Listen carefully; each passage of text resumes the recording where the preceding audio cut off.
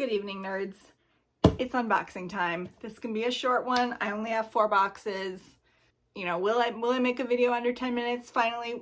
We'll see. So, first up, Aardvark. I love their boxes. They're just so happy. Okay, so this book, I'm forgetting what I ordered. Oh yeah, The Fiction Writer by Jillian Cantor. So this is it's not a retelling of Rebecca, or like maybe it is, but Rebecca, the book by Daphne du Maurier, it exists in this world. So it might be a retelling of Rebecca-ish, or like an homage to Rebecca, like that's meta, because it exists. Let me read you a quick little flappy thing. It's the little tagline says, "Last night I dreamt I went to Malibu again," which if you've read Rebecca, the first line is, "Last night I dreamed I went to Manderley again," which is a house. So it's about, looks like it's about a woman named Olivia Fitzgerald, who was a once rising literary star. Okay, Pippin's in my lap. She wrote a retelling of Daphne du Maurier's Rebecca, and it was a flop, and now she has writer's block. So now she is being paid to ghostwrite. She has to sign an NDA, and they're going to pay her a crap ton of money to ghostwrite for this millionaire. And then I think weird stuff starts happening that is like reminiscent of Rebecca. I'm not sure, but it sounds really interesting, and I like Rebecca a lot. And this author lives in my town, like I think pretty close to me. That's pretty cool. And she's also coming to the Tucson Festival of Books. So if I end up liking this, if I read it in time, I might go to the panel that she's on. So that'll be fun. So that is The Fiction Writer. And then I've also got this month's bookmark. It says, "Please use in lieu of a parking ticket or movie stub." And then the back is just a little bit brighter. And then the monthly postcard, little stamps of all the books with like the themes. Like there's a To Malibu sticker. Oh, and then it's a look back on your year of reading. That's cute. I don't know if you win anything if you post this. I've never actually done this. I should. Okay, so that's book number 1. Next up, we've got book of the month. Only one book. I'm really trying to be good here at the end of the year. Because you guys will see in a couple of weeks when I post my video of all the books I bought in 2023 and haven't read yet. Okay. So this book is by an author. Oh, it's damaged. It's wet. Uh-oh, it's damaged. I'm gonna order a new one, I think. I don't normally care, but it's really gross. You guys can't see it, but it's all wrinkled and wet. It clearly got wet. Gross. Oh, yucky. Yuck. Well, that sucks. I've never had that happen before, but I got The Kingdom of Sweets by Erika Johansen. So this is the author of the Queen of the Tearling series, which I was never really all that interested in, but which I now own the first book. So eventually I'm going to read it because I found it in a cute little edition. But this is I think, retelling or expanding upon, or both, of the Nutcracker. So I've seen the Nutcracker like 1 million times because as a child I had delusions that I could be a ballet dancer, which no. And I love the music. So I'm sad this is damaged, but I know they'll replace it if I ask them to. So, but yeah, it's fantasy. It's a secondary world fantasy. Instead of one main character, Clara, I think Clara is the main character with her sister, and her sister's name, she's a twin, and the sister's name is Natasha. The godfather's still named Drosselmeyer, and there's a sugar plum fairy, and okay, I'm just excited to see what she can do with it. So, damaged books. Damaged books. Okay, I've heard the bookmark is spicy, so let's see. Oh! Okay, book of the month. Okay. Bold of you to do that with no romance in this month's selections. And then this year they have sent some stickers. And what's this? Oh, it's just like a book of the month thing. Okay, well, book was damaged. Thanks, USPS.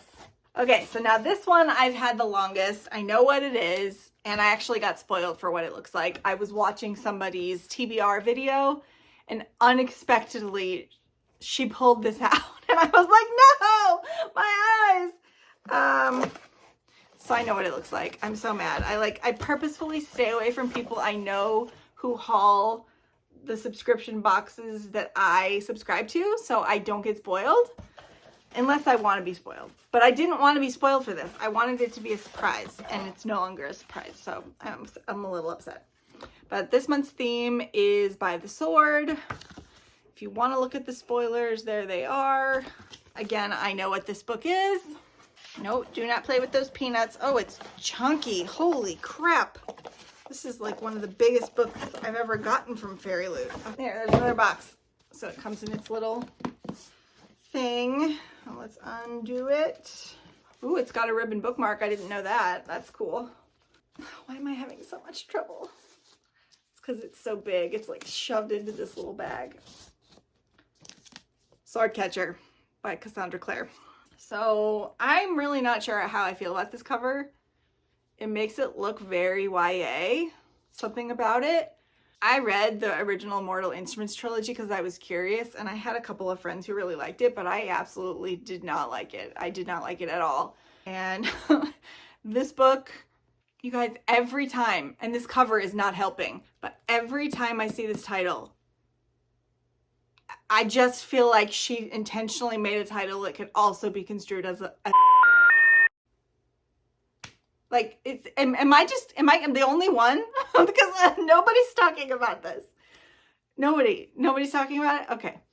Well, anyway, it's about, I think that's the prince, and that's his double, body double. And the body double is like an orphan or a, you know, a plebe. Hey, Pippin, stop. Who is trained up to be the body double of this prince, and he's trained to catch a sword for him. Like, he will be the guy that gets assassinated. Oops. Instead of the prince.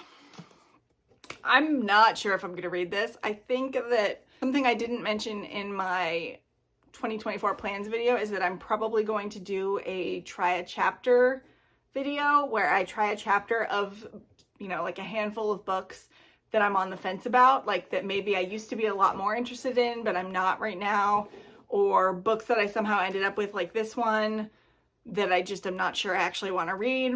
So I'll try a chapter, and then if it doesn't hook me, it's gone.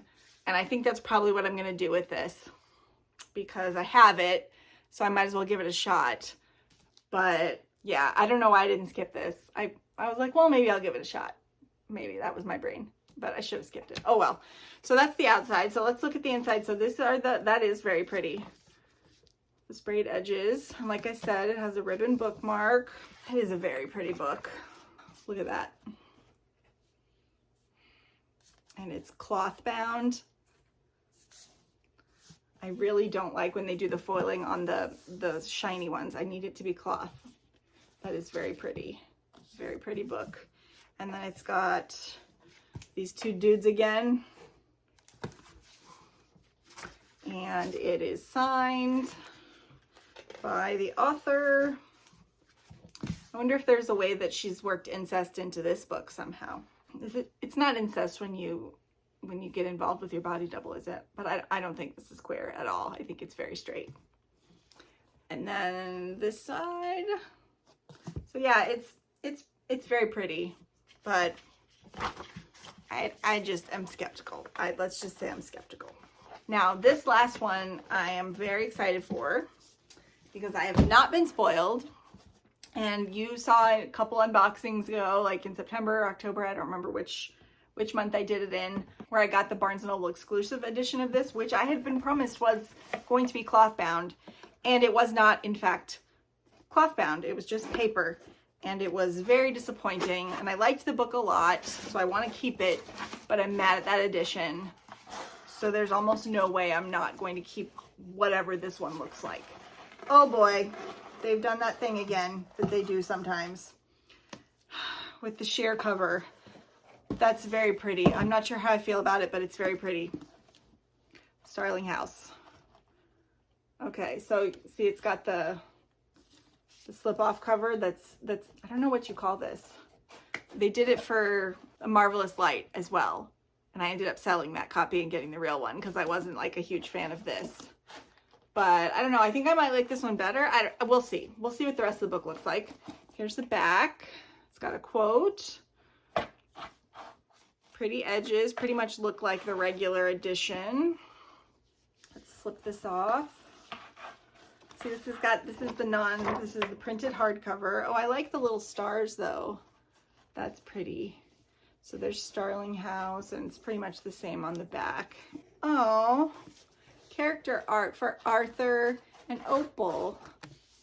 And, well, so they're not supposed to be attractive people. They're supposed to be not, like, just average, bordering towards unattractive people. And I guess that by you know, fan art standards and subscription box art, these people are not that good looking. Like, he's got a scowl and he looks kind of normal and she looks kind of normal. I wonder if it's different on the back. Yeah, it's the same. I'm not sure I actually like this edition any better than the other one, but I guess I'll keep it. Oh, and there's a bound-in author letter and a digital signature. So, okay, well, I've got this for now. Maybe when they come out with the paperback, I might buy that and sell this one. I don't know. I'm not quite happy with any of my editions, as it turns out. Okay, well, that was anticlimactic. Sorry, guys, for this weird, like, 12-minute video. But that's my December subscription box unboxing. I'm sure that January will be a lot more interesting than this. I already know a couple of the books, and I'm very excited about them. And I've also got, well, I guess that'll be February. I've got some special editions coming in February, and I'm very excited about those, so I will unbox those for you. But yeah, so this is just a quick check-in, I guess. Oops. Lindsay's texting me about the Read Harder challenge. We always make our lists together. So I'm going to go text her about books. And I'll see you guys later. Oh, if you've made it this far, I guess leave me... Is there a sword emoji? Leave me a sword emoji. And if there's not, then leave me a bird. And that's it. Farewell.